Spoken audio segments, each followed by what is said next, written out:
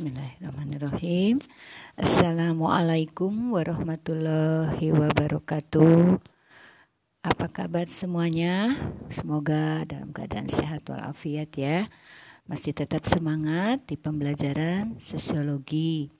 Nah, kalian kemarin waktu minggu sebelumnya ya mempelajari tentang stratifikasi sosial. Namun kali ini kita akan tambahkan materinya berkaitan dengan diferensiasi sosial. Nah, apa bedanya stratifikasi dan diferensiasi? Hanya terletak pada bahwa stratifikasi itu penggolongan masyarakatnya ke dalam kelas-kelas secara bertingkat sehingga menimbulkan perbedaan status. Maka di dalam diferensiasi sosial ini penggolongan masyarakatnya itu secara horizontal, artinya tidak menimbulkan perbedaan status ya. Hanya berbeda berdasarkan kategori unsurnya ya, oke ya. Jadi begini maksudnya ya. Kita akan lanjutkan di materi ini mulai dari definisi diferensiasi sosial. Oke, nah di sini ada diferensiasi sosial adalah pengelompokan masyarakat ke dalam atribut secara horizontal. Seperti apa contohnya? Ras, etnis, suku bangsa, klan, agama, profesi, dan jenis kelamin yang tidak menimbulkan perbedaan status ya. Artinya penggolongannya itu sama, sejajar gitu ya. Oke, berikutnya. Nah, kenapa terjadi penggolongan masyarakat secara horizontal atau yang disebut dengan kemajemukan sosial, yaitu karena satu dasarnya adalah ciri fisik. Terjadi karena adanya perbedaan ciri fisik tertentu ya, berbeda karena bentuk rambutnya, bentuk hidungnya, matanya gitu ya. Disebut ciri fenotip kuantitatif, yaitu dari ciri sosialnya karena adanya perbedaan pekerjaan yang menimbulkan perbedaan pandangan atau perilaku. Kedua, ciri budaya. Ciri budaya berhubungan dengan pandangan hidup masyarakat yang menyangkut nilai budaya. Oke, ini dasar yang membentuk terjadinya diferensiasi sosial ya atau kemajemukan sosial. Nah, bentuk-bentuk diferensiasi sosial ada yang pertama perbedaan ras dan etnis, kedua perbedaan agama, perbedaan suku bangsa, perbedaan jenis kelamin, perbedaan profesi, dan perbedaan klan ya. Oke, lanjut. Nah, dalam pemahaman masyarakat secara umum, ras dapat berarti golongan tertentu umat manusia berdasarkan ciri-ciri biologis ya. Misalnya kita mengenal ada beberapa jenis ras ya di dunia ini. Seperti A.L. Kroeber itu mengklasifikasikan menjadi 5 ya. Pertama ada kelas Kaukasoid, ada ras Kaukasoid, Negroid, Mongoloid ya. Dan satu lagi adalah Australoid dan ras khusus ya. Nah, kenapa mengatakan secara 5 golongan? Karena berdasarkan letak dari benua-benua yang ada di dunia gitu ya, terdiri dari 5. Oke. Beberapa ahli sosial pun mengartikan ras sebagai suatu kelompok manusia yang dapat dibedakan dari kelompok lainnya karena adanya beberapa karakteristik fisik atau lahiriah ya, seperti tadi ya, ada warna kulit, bentuk muka, mata, hidung, bibir, dagu, warna dan bentuk rambut. Nah, itu yang membedakan ciri fisik dari masing-masing ras gitu ya. Oke, itu berdasarkan ras. Berikutnya nah di sini ada ya tadi Ibu sebutkan penggolongan ras menurut A.L. Kroeber. Kenapa terjadi penggolongan ras? Nah, di sini ada yang menyebabkan pertama kondisi geografis atau iklim. Orang di daerah dingin akan berbeda, memiliki kebiasaan yang berbeda dengan orang yang berada di daerah panas, di daerah pantai gitu ya. Misalnya dengan di sini dicirikan ada kalau di daerah dingin itu dengan ciri fisiknya hidung lebih panjang, untuk memanaskannya melembabkan untuk memanaskan dan melembabkan udara, maka hidungnya akan memiliki hidung yang lebih panjang. Terus kedua, faktor makanan ya. Mungkin faktor makanan di sini jenis makanan menyebabkan variasi sosok tubuh. Contohnya perawakan untuk ras Kaukasoid mungkin lebih tinggi daripada ras Mongoloid ya. Ras Kaukasoid kenapa lebih tinggi? Mungkin dari pola makan yang dia makan jauh lebih banyak jumlahnya, atau lebih kualitas makanannya itu lebih bagus daripada kualitas orang timur misalnya ya. Nah, selain faktor makanan juga ada faktor perkawinan atau amalgamasi atau perkawinan campur gitu ya, di mana ada beberapa ras bercampur melalui perkawinan atau proses amalgamasi, misalnya ras Mongoloid gitu ya, Asia menikah dengan ras Kaukasoid atau Eropa gitu ya. Itu akan menimbulkan keturunannya dengan ciri fisik yang berbeda dari kedua orang tuanya, karena di situ sudah ada unsur peleburan kedua ras tersebut ya. Oke, nah itu penyebab kenapa terjadi perbedaan berdasarkan ras atau terdapat berbagai ras gitu ya. Kayak berikutnya. Di sini ada diferensiasi suku bangsa. Nah, diferensiasi suku bangsa pun ini merupakan salah satu contoh dari diferensiasi sosial ya. Kenapa? Karena suku bangsa itu terhampar luas di seluruh Indonesia ya, dari Sabang sampai Merauke itu begitu banyak suku-suku bangsa yang kedudukannya sama gitu ya, mau dari Sabang sampai Merauke, dari suku bangsa Aceh sampai suku bangsa Sunda itu memiliki status kedudukan yang sama di masyarakat ya, warganya, sehingga tidak menimbulkan perbedaan antara suku bangsa yang satu dengan suku bangsa yang lainnya. Makanya termasuk dalam diferensiasi gitu ya.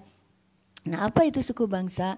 Menurut Kunchara-Ningrat mengartikan suku bangsa itu sebagai suatu golongan manusia yang terikat oleh kesadaran dan identitas akan kesatuan budaya ya. Sedangkan kesadaran dan identitas tersebut sering dikuatkan oleh kesatuan bahasa ya. Nah, mungkin kemarin kalian ketemu dengan materi tentang kelompok sosial ya, latar belakang kelompok sosial terbentuk atas kesamaan kebudayaan misalnya ya. Nah, ini karena kebudayaan terkait dengan suku bangsa. Oke, diferensiasi suku bangsa. Berikutnya, diferensiasi klan ya. Nah, diferensiasi klan ini adalah merupakan suatu organisasi sosial yang khusus menghimpun anggotanya berasal dari satu keturunan yang sama, sehingga klan akan memiliki struktur sosial tersendiri yang secara khusus untuk memperkokoh ikatan kekerabatan di antara mereka. Mungkin kalian lihat gambar di sini ya, ada klan atau kerabat dari suku Minang ya, dengan sarungnya, dengan pecinya, itu menunjukkan dia berasal dari suku Minang. Nah, klan itu lebih ke arah disebut dengan keluarga besar atau marga kalau di Batak itu ya, merupakan kesatuan genealogis, religius, magis, dan tradisi ya. Jadi klan itu terhampar luas ya, ada klan dari Ambon, klan dari Sulawesi gitu ya. Yang mereka itu memiliki posisi sejajar ya, berbeda-beda tapi memiliki tingkatan yang sama gitu, tidak berbeda ya. Nah, itu diferensiasi klan. Berikutnya ada diferensiasi agama. Seperti kalian ketahui, di Indonesia pun di sini terjadi beberapa diferensiasi ya, terjadi beberapa perbedaan agama. Namun setiap masing-masing agama memiliki kedudukan yang sama. Tidak berarti mayoritas Islam nomor satu, Islam agama nomor satu. Walaupun secara kembali kepada jemaahnya, penganutnya, bahwa Islam memang menjadi agama yang diyakini gitu ya, tapi ada agama-agama yang lain yang diyakini oleh jemaah yang lainnya atau penduduk umat yang lainnya gitu ya, dan itu harus kita pahami itu sebagai suatu keyakinan yang mereka miliki, tidak boleh saling memaksakan dalam meyakini agama. Itu merupakan keyakinan pribadi yang diterima oleh masing-masing masyarakat ya. ya. Nah, di sini ada agama adalah suatu sistem terpadu yang terdiri atas kepercayaan dan praktek yang berhubungan dengan hal-hal suci gitu ya. Immanuel Kant mendefinisikan agama adalah perasaan berkewajiban melaksanakan perintah-perintah Tuhan. Agama tidak terbatas perasaan tapi juga ibadah atau amalia. Oke ya. Di sini ada beberapa nih tokoh-tokoh agama seperti kalian lihat di gambar ini ya. Berikutnya, diferensiasi profesi. Nah, kehidupan manusia terutama yang telah memiliki pekerjaan dan menjalankan tugasnya sehari-hari tidak lepas dari profesi atau kedudukannya ya. Seperti kalau misalnya kalian di sekolah, maka ketemu dengan profesi guru ya. Oke, ada juga profesi misalnya office boy gitu ya. Dia memang bukan profesi, mungkin bekerjanya dia sebagai pembantu yang membantu-bantu kelancaran dalam lingkungan sekolah ya. Nah, misalnya di sini berkaitan dengan profesi ini, contohnya nih sini ya. Ada 2 orang memiliki kedudukan yang berada pada lapisan menengah, tetapi mereka memiliki profesi yang berbeda. Misalnya Bapak R profesinya sebagai dokter, sedangkan Bapak T seorang psikiater, dan keduanya memiliki kedudukan terhormat dalam masyarakat walaupun berbeda profesi gitu ya. Oke, berikutnya. Nah, di sini ada bermacam-macam profesi ya. Di sini bisa kalian lihat ada beberapa profesi ya.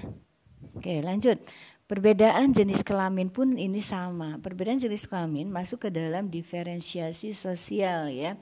Jenis kelamin merupakan salah satu kategori yang diperoleh manusia sejak lahir. Jenis kelamin ini juga merupakan salah satu unsur pembeda dalam diferensiasi sosial ya. Secara hakiki, perbedaan laki-laki dengan perempuan bersifat horizontal atau tidak menunjukkan perbedaan derajat yang tinggi atau yang rendah. Sebab perbedaan tersebut hanya menyangkut bentuk dan dasar dan sifat dasar ya. Seperti di sini dilihat ada laki-laki dan perempuan, hanya 2 jenis kelamin yang secara konkret Tuhan menciptakan, Allah menciptakan manusia itu ada hanya 2 jenis, laki-laki dan perempuan ya.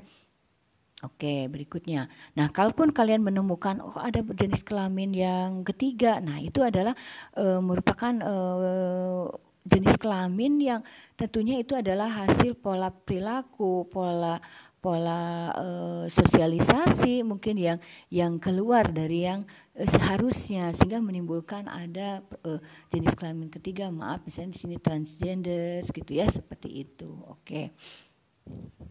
Lanjut.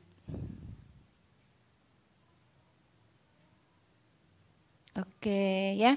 Nah, itu adalah beberapa materi yang terkait dengan diferensiasi sosial ya, di mana pengelompokannya berdasarkan horizontal atau bahkan diferensiasi sosial itu bisa juga disebut dengan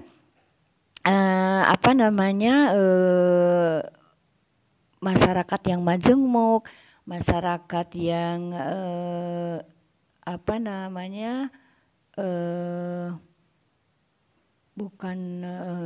masyarakat yang multikultural gitu ya,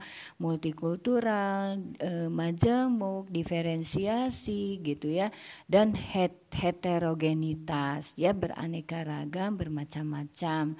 Itu barangkali ya berkaitan dengan materi diferensiasi sosial yang berhubungan juga dengan materi stratifikasi sosial yang berada dalam materi struktur sosial. Hanya perbedaannya di letak penggolongannya yang berdasarkan vertikal dalam stratifikasi dan berdasarkan horizontal dalam diferensiasi sosial. Mudah-mudahan pemaparan yang singkat dan yang mungkin terlalu cepat, mohon maaf, mudah-mudahan kalian bisa paham. Untuk lebih jelasnya kalian nanti bisa boleh belajar lagi lewat buku-buku atau sumber yang lainnya ya. Terima kasih atas perhatiannya. Assalamualaikum warahmatullahi wabarakatuh.